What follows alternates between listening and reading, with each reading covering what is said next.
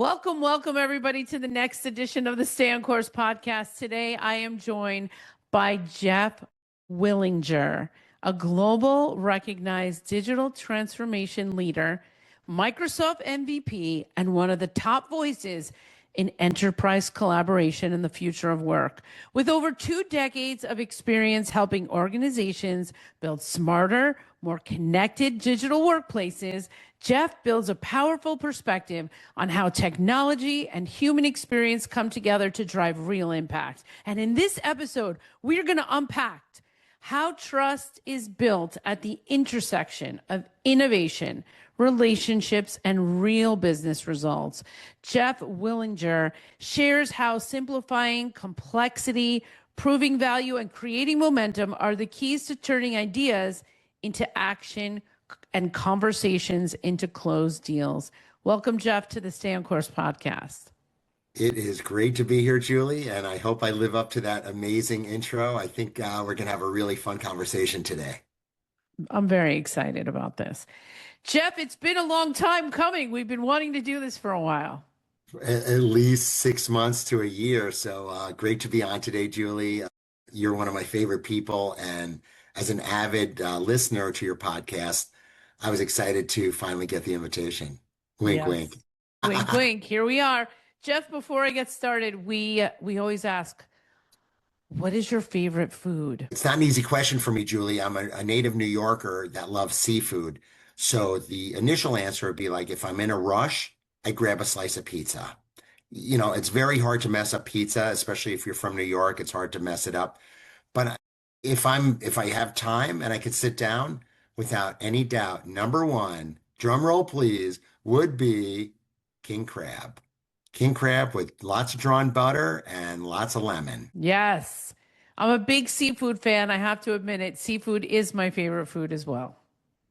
If I'm going healthy, I go blackened swordfish, blackened anything, but swordfish usually, especially wild swordfish. You can't farm swordfish. They're just too big, but good wild swordfish. Sometimes they say there's a little bit too much mercury in there, but you know what? It's mostly good. Yeah. You can't do anything without getting in trouble. Even we thought drinking out of water bottles would be okay. Who would have thunk? Who would have thunk? All right. Tell us, Jeff, what are you busy working on right now? Gosh, you know that the term, maybe you've heard of it. It's called AI, and everyone's Yes. talking about it, and every organization is trying to get their arms around it. So my sort of probably my number one project has been creating these centers of excellence for AI at every organization. I don't care if you're 50 employees, 500, 5,000, 50,000. Everyone's trying to get their arms around AI and what to do with it. Because it is, I have to admit, just recently, as much as I've embraced it, I also am a little bit nervous about the future with AI. I saw a cartoon the other day, and it was a mom talking to her child that was playing a video game. And she says to her kid, son, get upstairs and tell ChatGPT to finish your homework for you. Yikes. That is scary. So yeah, I digress. But from an enterprise level, you know, AI isn't going to take your job.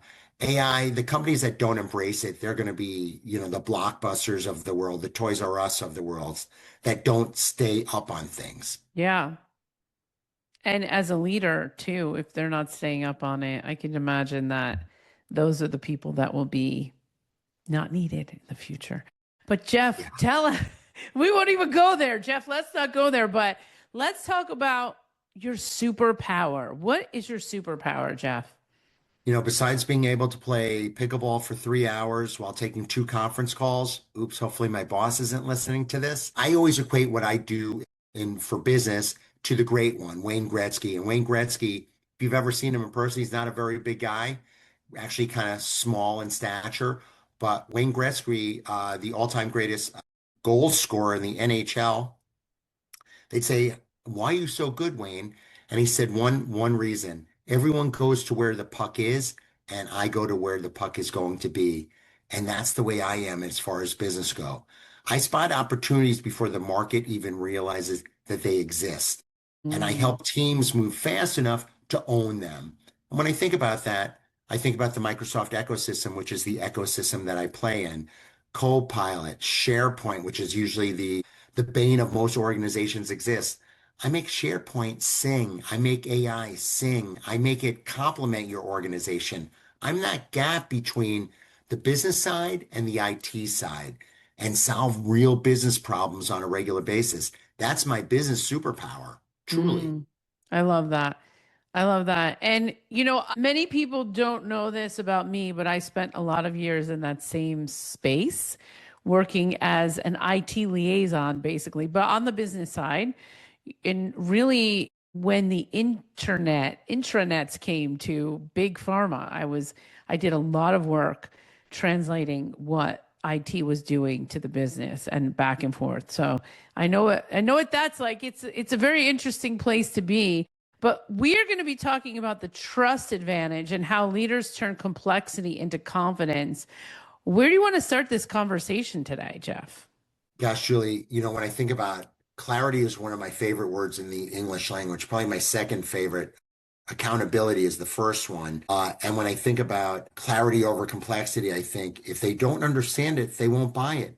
So, and I hate that term, dumb it down, but let's really simplify AI. Let's simplify Copilot and answer this simple question. What's in it for me? What do I need to know? CEOs, especially startups and entrepreneurs, they want to know, if they're smart, they want to build AI into all their processes. So let's make it easy to understand, make it tangible, paint the picture, the before picture, what it's going to look like, and the after picture of what it's going to look like. So Mm. really earn trust by giving value before you ask for anything. Okay. Whether you're building a business from, as an entrepreneur from a startup, nobody owes you a meeting. You lead with insight. People are attracted to you because they think that you're going to bring value to them.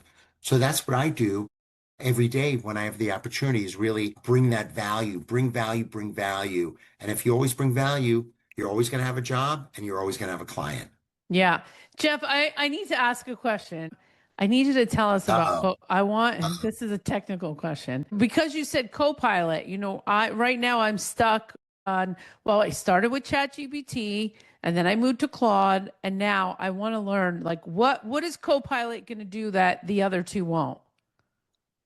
To me, Copilot is enterprise grade. When I'm working for a large organization, Copilot is like magic within the four walls. Okay. That's the key is Copilot for within the four walls, Claude outside the four walls. Ah, so similar in functionality. Yeah. Yep. Okay. Because I what I've learned is that it seems like these AI different modes or what do you want to call them? Agents. What do we call them? AI platforms. Platforms, the AI platforms. Sorry. I got to get my lingo right. The AI platforms, they're all do a little like nuanced version, a little one does this thing better, one does the other thing better. But I think just being open to trying all the new things, I think that's really what you got to do. And I will say that one size does not fit all. I mean, I see all you have to do is a quick search on Instagram for AI comparisons, and you see some beautiful charts, what to use when. And honestly, it's the same thing within the four walls. If you're a Microsoft shop, when do I use Teams? When do I use chat? When do I use Viva Engage? Figure out what to use when. When do I Yeah. send an email? Just like if I'm communicating with you, Julie, I'm probably not going to send you an email because usually I want a response right away. If you really want me, you're going to wake me up at 6:30 in the morning with a phone call instead of texting me, "Hey Jeff, are we on today?" That's when you really need someone. If you don't need that answer right away, you're going to text me. If you're sending me really big information that I possibly want to save, you're going to email me. It's the exact same thing when we're talking about AI platforms. Certain things do certain things really well. Certain things do other things really well.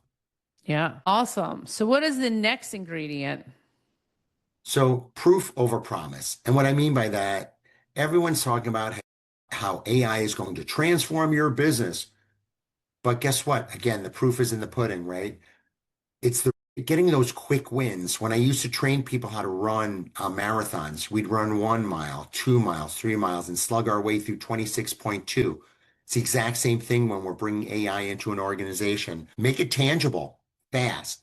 Get that readiness check, get the maturity check, That's part of, that readiness score.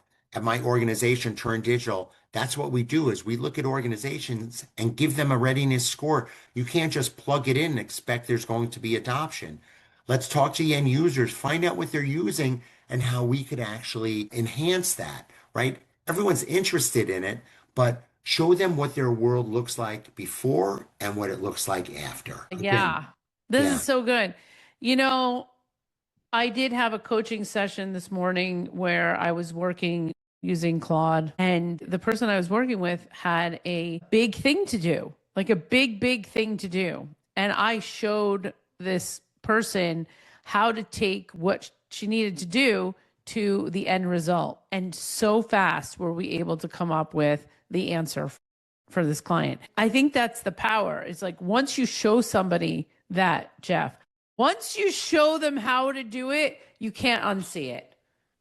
You literally cannot unsee it. And you have to be bought in.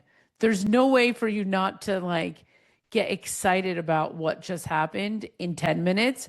What took 10 minutes would have taken you literally 10 hours. And that is a true story, maybe 20. What took us 20 hours in the past is taking us 10 minutes with AI.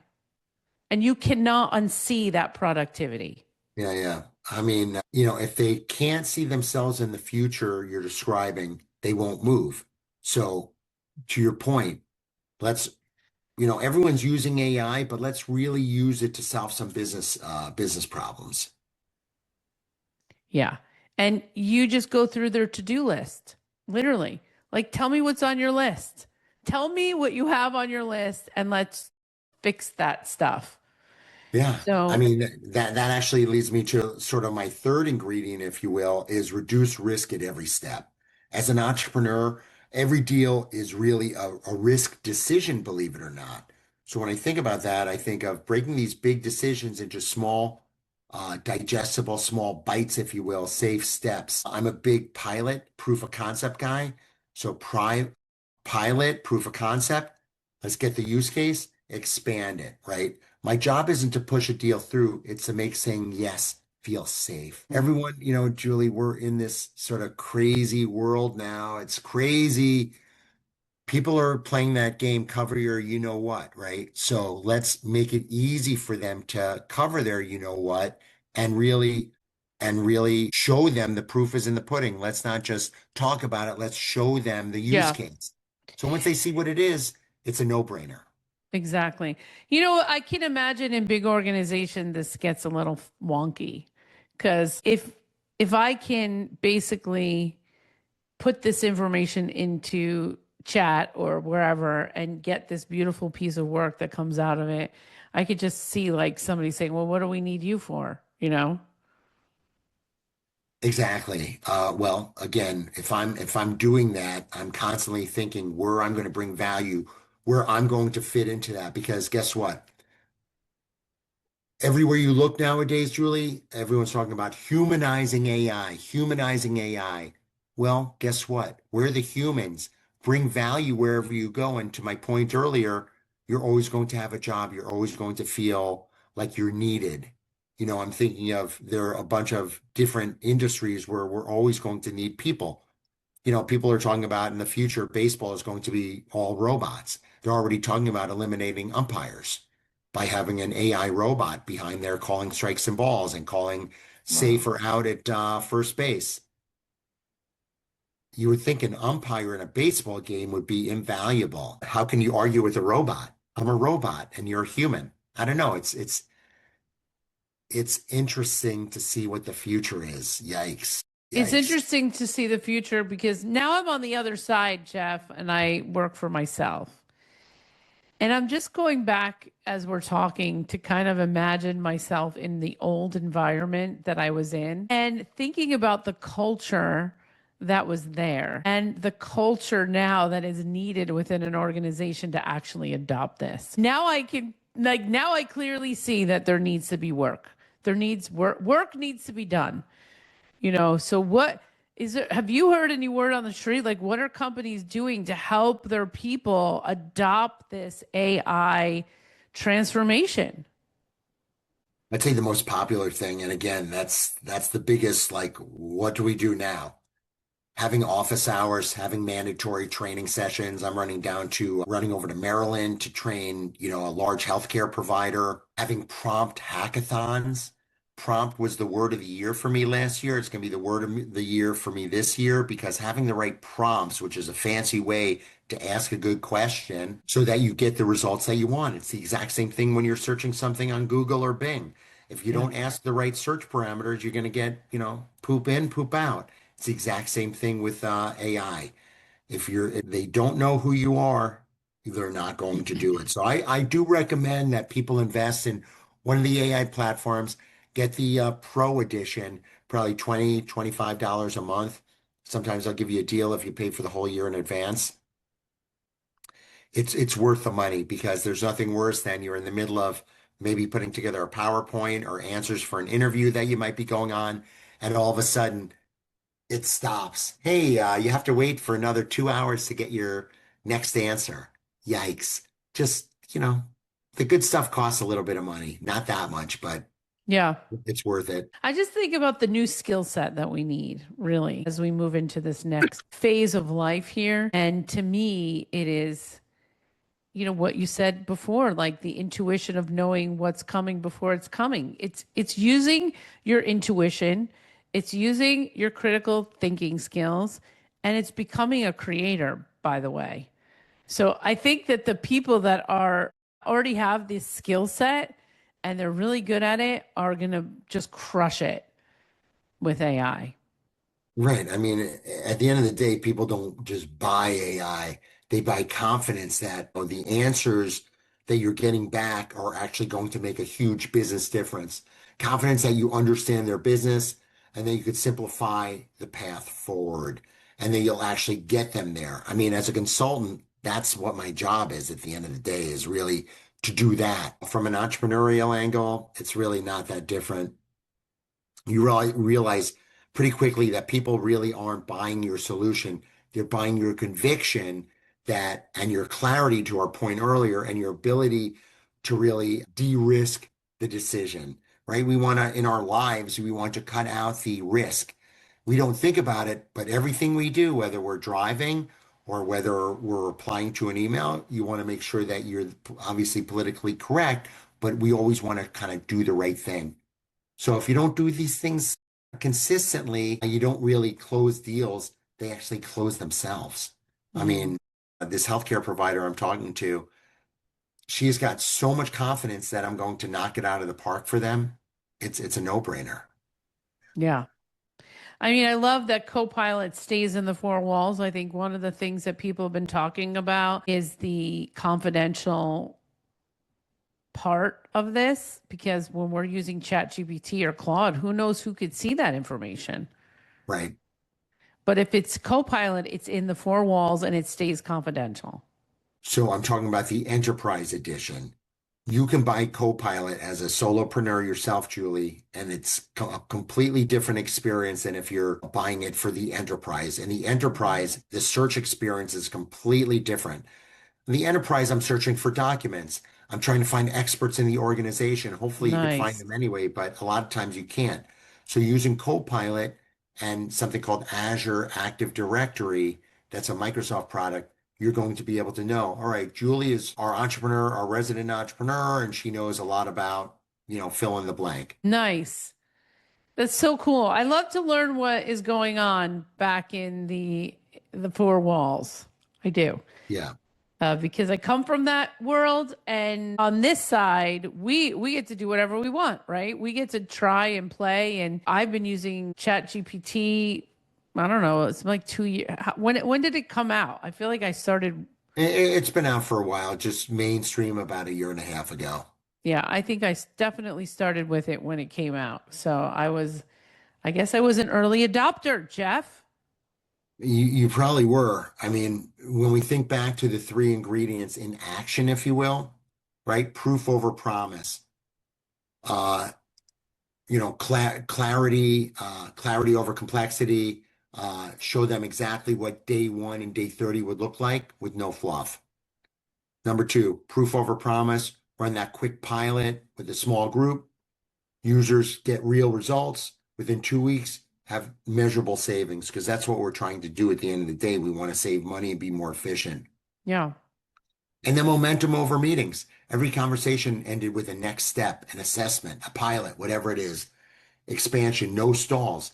And honestly, within 60 to 90 days, clients have got exactly what they're looking for as far as a broader rollout, expand the licensing, focus on the G word. People don't like to talk about the G word, Julie. You know what the G word is? It's governance. You have to have guardrails around it, or else it's going to be the wild, wild west. So everything, that's what I talk about when I talk about responsible AI. Have those guardrails up.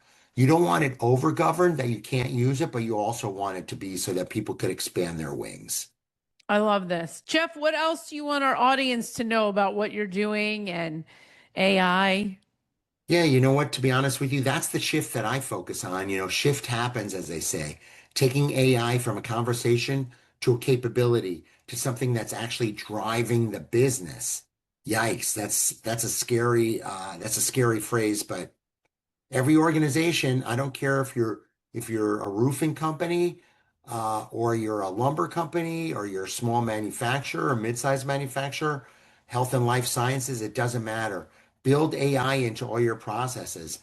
And when you do that well, you're not just selling anymore, right? You're actually helping people move forward. And at the end of the day, that's what I personally do. And that's what I bring to organizations. And that's what I do at Turn Digital. I've been in the Microsoft ecosystem for 20 plus years, helping organizations. I don't care what the product is. In my case, it just happens to be SharePoint, but it doesn't matter what it is. Let's collaborate more meaningfully. Let's get that clarity and let's be more accountable for each other. Yeah. Yeah. Jeff, where can our audience find out more about you and what you do? Well, I happen to be on LinkedIn, like so many of us, Jeff Willinger. And I'm sure the spelling of my name will be in the podcast notes. I've got an Instagram that I frequent poster. Usually it's about positive vibes and positive energy, because that's what I'm all about. That would be the real Jay Willie. Obviously the real, and then JWillie. My nickname was always Willie growing up, and then Jay Willie. I actually met the former president of the United States playing basketball. He was belonged to our health club, gentleman by the name of Barack Obama. And when we used to call him Barry, everyone called me Willie. And then we met each other, and then we realized that we didn't have each other's right names. So anyway, yeah, the real Jay Willie on Instagram. I'm on Facebook, but most of the time I'm on LinkedIn. So I love LinkedIn messages. I post usually once a week. I like to comment. I like to support the community.